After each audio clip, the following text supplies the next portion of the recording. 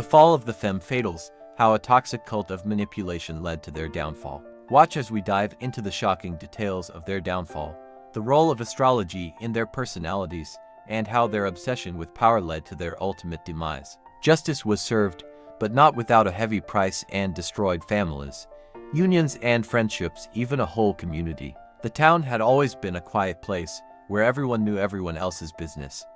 But beneath the surface, a storm was brewing. Barnes, a Leo with a magnetic personality and a knack for manipulation, had formed a close-knit group of women who were willing to do anything for his approval.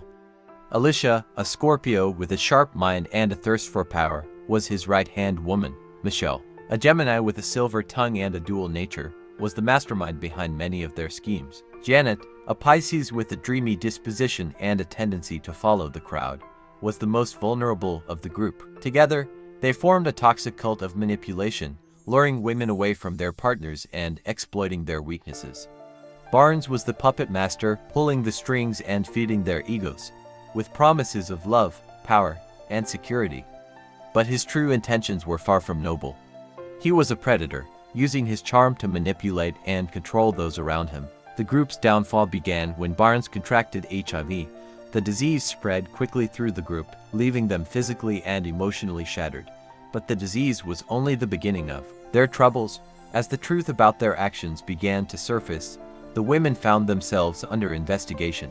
Their involvement in illegal activities, including blackmail, fraud, and even attempts at black magic, came to light. Alicia, the Scorpio, had always been the most ruthless.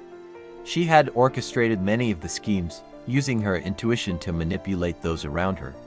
But now, she found herself haunted by guilt and fear. Michelle, the Gemini, had always been able to talk her way out of trouble, but even her silver tongue couldn't save her this time. Janet, the Pisces, had been the most vulnerable, easily swayed by Barnes's promises of love and security. Now, she was left to face the consequences of her choices. As the investigation progressed, the women turned on each other.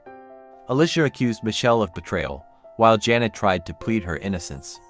But it was too late. The damage had been done, and their once close bond was shattered. The evidence against them was overwhelming, and they were all sentenced to prison. Barnes, ever the opportunist, tried to distance himself from the group.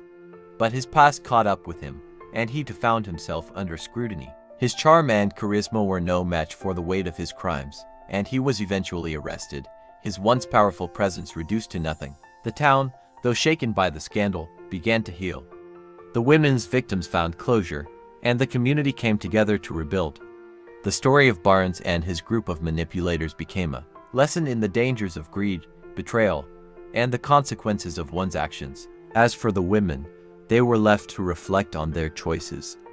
In the quiet of their cells, they realized that their pursuit of power and validation had cost them everything. The stars that had once guided their actions now seemed distant and cold, a reminder of the lives they had lost. And though they had once believed they were untouchable, they now understood that no one is immune to the consequences of their choices.